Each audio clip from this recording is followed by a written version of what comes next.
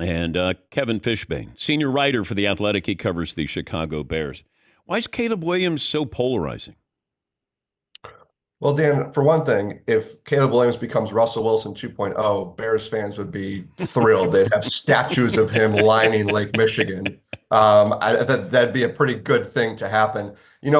Caleb, as you know, I mean, you saw it, you followed it. There were so many stories and reports about his career at USC that were polarizing. I don't think he's polarizing in Chicago. He certainly doesn't seem polarizing at all in the locker room. When that story was told, it was safety Kevin Byard, who's been in the league for a long time, and he was telling it as a compliment. He was saying how he was impressed by it.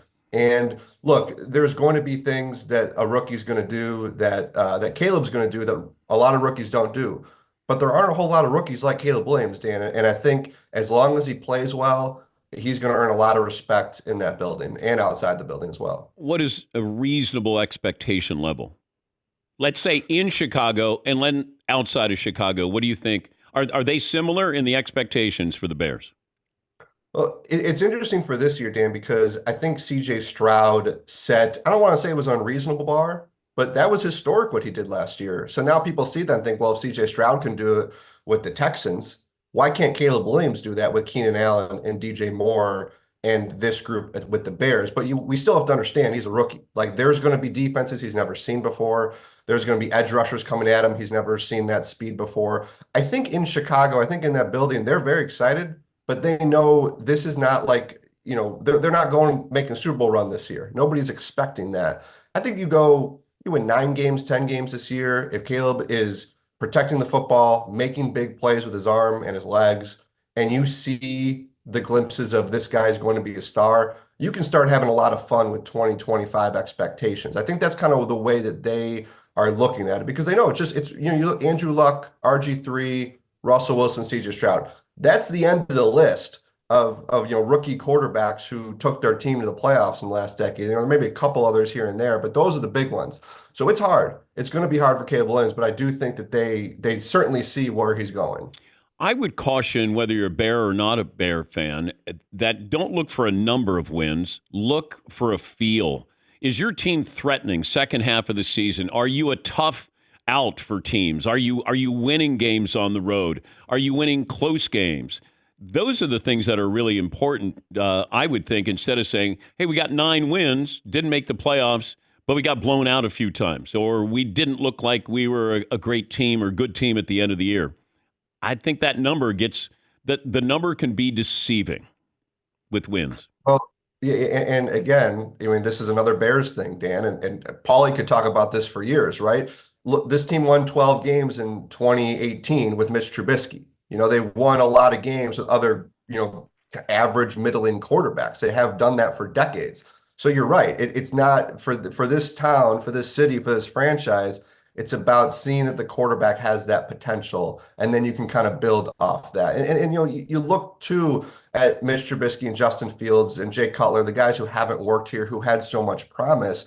It's a lot of those close games. Were they able to come out and win those games in the final minutes? And those guys just didn't do it enough. And I think Caleb Williams, he's certainly shown that he's got the ability to do it. And that's one of those things, right? If they go 9-8 and just miss the playoffs, but he leads 3 comeback wins, and you see all the great numbers, and you see all the talent, and you see it's all there, you can feel really good about where this is going. Kevin Fishbain, senior writer for The Athletic, covering the Bears. But I wonder if this is true, though, Kev. If you're a Bears fan, are you comparing yourself to the Packers because the Packers got their quarterback? They got the future. The Bears got to get their future as well. They're always comparing themselves to the Packers, and that has not gone well for 30 years, trying to make that comparison. Yeah, look, that's the problem. It is everybody wants results right away. And what Jordan Love did last year was sensational. And so Packers fans are like, we're good, we're set, we've got our guy. And Bears fans are like, well, hopefully at the end of this year, we can say the same thing. And look, Jordan Love might continue to be a great quarterback, and Caleb Williams, it might take him a year before he's on that echelon. He might be there at the end of this season. That's what's also going to make this season tough for the Bears is they're right now, as exciting as their offense looks, you can't really say they're anywhere better than third in their own division.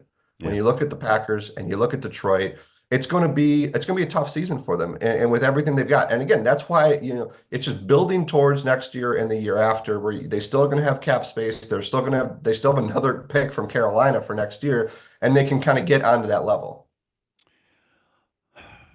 I was surprised that they kept Eberflus.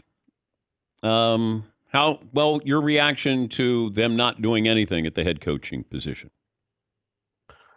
Yeah, it's when you're around the team a lot and you see you saw the way Ryan Poles and Matt Eberflus worked together, connected. You could see the bond there between GM and head coach. You could see the bond between the new team president Kevin Warren. Certainly, Chairman George McCaskey is sick and tired of having to continue to change things. But you had Jim Harbaugh. I mean, Bill Belichick's there, Pete Carroll, like all these different things. It seemed like a perfect opportunity for them, but there was so much respect in that building for what Matt Eberflus did last Do year. you think I, Harbaugh would have taken that job if offered? you know, I mean, I don't know how he would have been able to say no to Chicago and that franchise. Obviously, he's got the strong connection to it, having played there, and the ability to have Caleb Williams. That one put up. I don't know how that would have worked. I don't know how that would have worked with Kevin Warren, right? The two of them going back to their Big Ten days. I don't know how that would have worked with the McCaskey family. That would have been a very, very interesting thing. And again, Dan, you know this, every single year, the Jim Harbaugh Bears thing was a conversation. It was hard to see if that would have ever worked. But I'm curious, Dan, what the national perception of Matt Eberflus is going to be come next Wednesday morning after the first episode of Hard Knocks. Because I mean, how many people outside Chicago really know anything about this guy? And aside from, there was some really shaky times at the beginning of last season, and he didn't look great. Things changed. The defense got better. The team got better. He got a lot more comfortable and a lot more confident. The players really respect him. And I'm very interested to see what the Eberflus persona looks like on HBO on Tuesday. He's a different guy. He just loves football. He just loves talking ball. He's not, he's got a little Harbaugh to him, but he's not these Sean McVay's, Kyle Shanahan type. So he's just a little different. I think fans might kind of think, hey, I kind of like this guy. We'll see. But that, as I said, in the moment, I wasn't surprised Eberflus was staying because this franchise just hates being in this coaching cycle. But this franchise has been in this quarterback cycle for so long. That's true. And when you draft, they go hand in hand. It feels like though, Kev.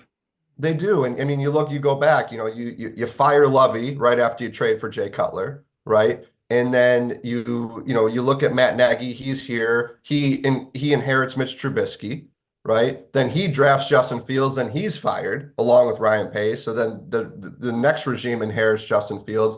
So they obviously want this to work for myriad reasons, but just to be able to keep GM, head coach, quarterback aligned as long as they can is so important. Before I let you go, how surprised would you be if Justin Fields is the starting quarterback for the Steelers? I mean, I wouldn't be that surprised, Dan. We all know he's got talent. We all know he's got physical abilities. I think, there it seems like more of a health thing with Russell Wilson. I mean, look, I saw Russell Wilson in person last year when the Broncos came back from, it seems like multiple touchdowns down at Soldier Field, and he looked like the Russ of old. And, I think there are things that Justin Fields can do at Justin's best that are Russell Wilson-esque. But there are certain things. We talk about the fourth quarter. Yeah. That was what Fields could not do as his time as a Bear, was win those games when it mattered most late in the games. And that's what Russell Wilson's done his entire career. So I think if Russell Wilson's healthy, it should be Russell Wilson. But I think a lot of Bears fans, everyone's very interested to see what Fields' career amounts to, because we all know the physical abilities are there, but there was a lot else that just wasn't coming together. Great to talk to you. Thank you, Kevin. Thanks for joining us. Thanks, Dan.